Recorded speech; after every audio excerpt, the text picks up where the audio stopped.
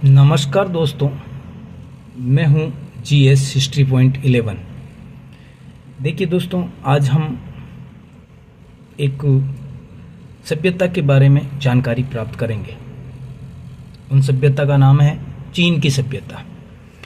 मुख्य रूप से चीन की सभ्यता के बारे में हम जानते हैं तो चीन की सभ्यता लगभग 3000 वर्षों से आबाद चली आ रही थी, यानी 3000 वर्षों तक उस सभ्यता का विकास चलता रहा। इसके बाद में चीन की जो सभ्यता थी उसका विकास कहाँ हुआ, इसके बारे में देखते हैं।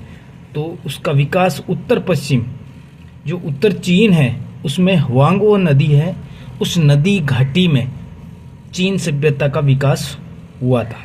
उसके बाद में देखते हैं दोस्तों कि जो चीन के लोग थे वो अपने को बर्बर जातियों से घिरे हुए मानते और चीन को स्वर्ग के नीचे स्थित राज्य कहते थे अपने आप को, जिसमें चीन में उस शब्द को नाम दिया है तिएनसिया। तिएनसिया नाम से जाना जाता था। तिएनसिया उस राज्य को नाम से जानते थे, यानी चीन को स्वर्ण राज्य का। उसके बाद में देखते हैं दोस्तों कि चीन जो है वो चीन वंश के नाम पर चीन का नाम रखा गया था, यानी चिन वंश था।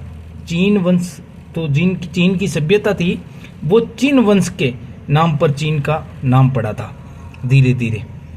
उसके बाद में चीन का उत्तरी भाग में हुआंगहो नदी बहती थी, जिसे पीली नदी कहते हैं। मैं दोस्तों इतना बता रहा हूँ कि इसमें जितना भी इस सभ्यता के बारे में जानकारी दे रखी है उससे बाहर कहीं नहीं जाएगा कोई भी क्वेश्चन। कोई भी एग्जाम में कहीं भी विश्व की सभ्यता में देखे जाए तो चीन की सभ्यता में इस पेज में से आपको कहीं बाहर जाने की पढ़ने की कहीं जरूरत नहीं है, क्योंकि मैंने बहुत मेहनत से इस वीडियो को बनाया है। अब देखिए आगे देखते हैं। तो उसके बाद में जो चीन है उसको कौन सी नदी का वरदान कहा गया। देखिए चीन का वरदान हुआंगहो नदी को कहा जाता है। उसके बाद में देखते हैं कि हुआंगहो नदी जो हजारों अभिशापों की नदी है, यानी उस नदी का दूसरा नाम है हजारों अभिशापों की नदी, चीन की विपत्ति और भटकती नदी के नाम से देखते हैं इसको। इसके बाद में दोस्तों देखते हैं कि चीन के दक्षिणी भाग में प्रमुख नदी सीक्योंग है। दक्षिणी भाग की जो नदी है चीन की वो सीक्योंग है। चीनी जाति मिश्रित जातियों से बनी, लेकिन मुख्य जो जाति थी उस वंश की वो थी मंगोल जाति। उसके बाद में देखते हैं दोस्तों चीन की सभ्यता की जो लिपि थी वो चित्राक्षर लिपि थी, यानी चित्रों के माध्यम से समझना, आचार विचारों का प्रदान करना। तो लिपि कौन सी थी? चित्राक्षर लिपि। उसके बाद में दोस्तों देखते हैं हम चीनी जो सभ्यता थी उसमें हड्डियों पर शिलालेख लिखे गए थे। हड्डियों पर शिलालेख, प्रश्न आता है कि हड्डियों पर शिलालेख कौन सी सभ्यता से संबंधित है? तो चीनी सभ्यता से, जिन्हें आरेकल बोन कहा जाता था चीन की सभ्यता में। चीन में पानकू एक विराट पुरुष था जिसका शरीर बहुत ही विशाल था। पानकू नाम था उस विशाल पुरुष का नाम। योंग पुरुष था और यिन स्त्री थी। उसके सम्मिलित रूप से इस वंश का संस्थापक चुंग माना जाता है, यानी चीन के संस्थापक चुंग। उसके बाद में देखते हैं कि बाद में जो फूसी था, फूसी राजा ने पशु जगत पर विजय हासिल कर ली और चीन सभ्यता की नींव डाली सबसे पहले। तो प्रश्न आता है कि सबसे पहले चीनी सभ्यता की नींव डालने वाला राजा कौन सा था? फूसी राजा, फूसी। उसके बाद में देखते हैं सेननुग भी राजा हुआ था। उस राजा ने क्या हुआ था? चीनियों को कृषि करना सिखाया सबसे पहले, और यही सेननुग कृषि का देवता कहा जाता है।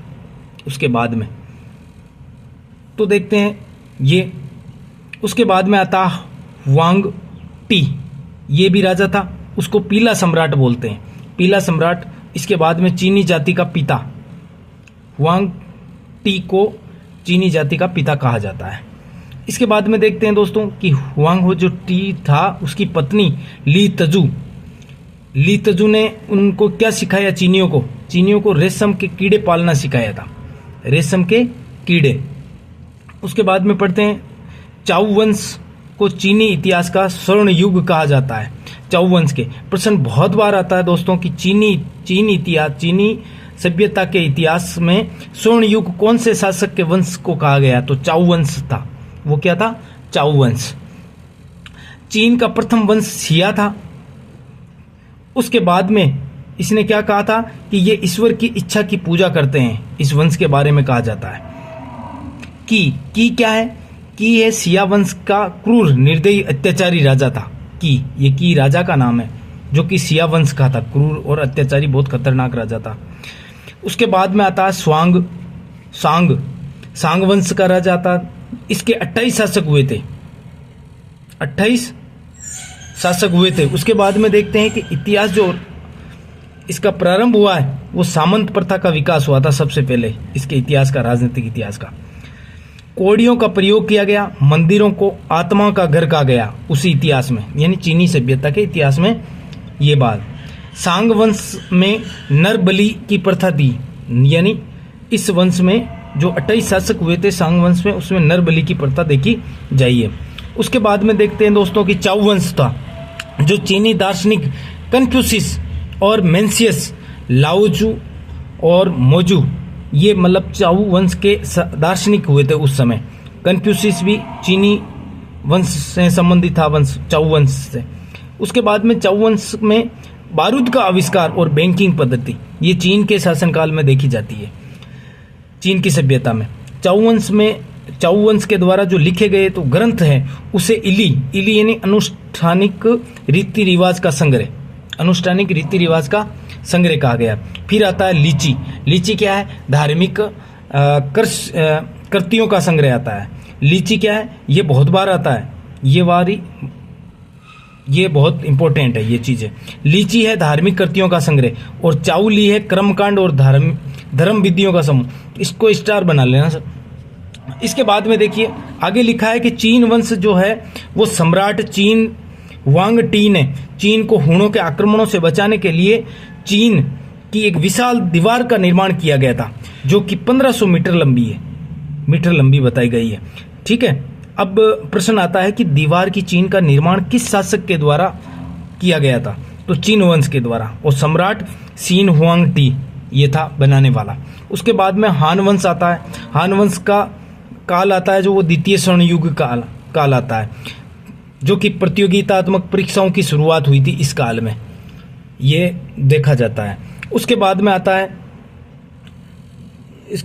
है क्या है कि जो चीनी भाषा है उसमें ईश्वरीय आदेश को टीएन मिग कहा गया।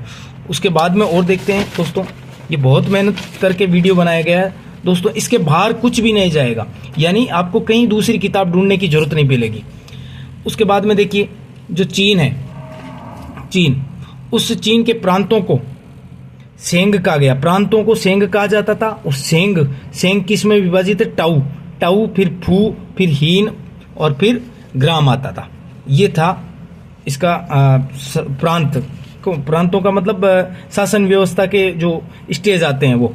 मदारिन क्या था? मदारिन चीन में विद्वानों के वर्ग को मदारिन बोला जाता था, चीनियों के जो विद्वान लोग थे उनके। फिर आता है सियार क्या था? सियार पितृभक्ति थी, जो कि पितरों को प्रति श्राद्ध के लिए जाना जाता था। भक्ति भाव, उनके आदर में जो कही जाने वाली पितृभक्ति थी वो सियाओ थी। टीएन क्या था? टीएन आकाश या स्वर्ग का देवता माना जाता था। पृथ्वी टी थी, जो कि प्रधान देवता स्वांग टी था। कागज का आविष्कार इस काल में हुआ था, यानी इस सभ्यता में कागज का आविष्कार हुआ। इसके अलावा सोयाबीन की खेती उस समय लोकप्रिय हुई थी। इसके बाद में और देखते हैं कि कन्फ्यूशियस, उस जो आपने दार्शनिक देखे थे इस सभ्यता के काल के, जो कन्फ्यूशियस उसकी रचना है आई चिंग, लाई ली, सू चिंग और शी चिंग, ये उनकी रचनाएं थी। लाओत्से, देखिए लाओत्से का एक बहुत व्याख्यान आता है कि जो तुम्हारे मार्ग में कांटे बोए उसके मार्ग में तुम फूल बाओ, क्योंकि दुनिया में समा, प्रेम, धैर्य और शांति से बड़ा कोई और शास्त्र नहीं है। तो ये कोटेशन आता है, और किसका आता है? तो ये लाओत्से का है। ये ध्यान करके आप देख लेना एक बार वापस। चीनी जो लिपि था उसका जनक है फू है सी ये चीनी लिपि का जनक माना जाता है। उसके बाद में इसी समय एक वाल्तेर आया था। वाल्तेर को क्या बोलते हैं? वाल्तेर का कोटेशन आता है कि मिस्र के अद्भुत पिरामिड भी इस विशालता के सामने चींटियों के घर लगते हैं। चींटियों के घर लगते हैं मिस्र के पिरामिड के संबंध में ये बात कही गई है। उसके बाद में आता है कि चीनी सभ्यता में कांसे की अधिकतर मूर्तियां मिली है। तो मूर्तियां कौन सी धातु की मिली है? कांसे की धातु की। उसके बाद में आता है हान वंश का प्रसिद्ध चित्रकार कुनाई ची है था। कुनाई ची चित्रकार का नाम है। उसके बाद में आता है बारूद कुतुबनुमा दिशा सूचक यंत्र था ये बारूद कुतुबनुमा। चीन का साहित्य बांस की पट्टियों पर लिखा जाता था। किसकी पट्टियों पर? बांस की पट्टियों पर चीन का साहित्य लिखा गया है। उसके बाद में आता है कि भारत में कन्फ्यूशियस के समकालीन महात्मा बुद्ध हुए थे। भारत में कई बार ऐसा क्वेश्चन बनता है, ये बहुत इंपॉर्टेंट है। बुद्ध के समय में कन्फ्यूशियस पैदा हुए थे, मतलब माने जाते थे। जो उसके बाद में सिया वंश आता है, सांग वंश, चाउ वंश और हान वंश, ये मतलब एक क्रम है उसका। चीनी शासक जो स्वर्ग पुत्र की उपाधि धारण करते थे। चीनी शासक कौन सी उपाधि धारण करते थे? स्वर्ग पुत्र की। मोसियस का गुरु कन्फ्यूशियस था। ये उसके शिष्य का नाम था कन्फ्यूशियस के, मोसियस। तो मोसियस के गुरु का नाम आता है कन्फ्यूशियस। तो ये बहुत मेहनत करके वीडियो मैंने बनाया है। तो देखिए दोस्तों कि ये था मुख्य रूप से चीन की सभ्यता के बारे में। तो आप देख लें और इसको रीड करें। अच्छा, आपको बहुत हेल्पफुल होगा। तो आप कमेंट करके इसमें लिखिए कैसा आपको लगा। धन्यवाद दोस्तों, नमस्कार। चैनल को एक बार सब्सक्राइब कर दें।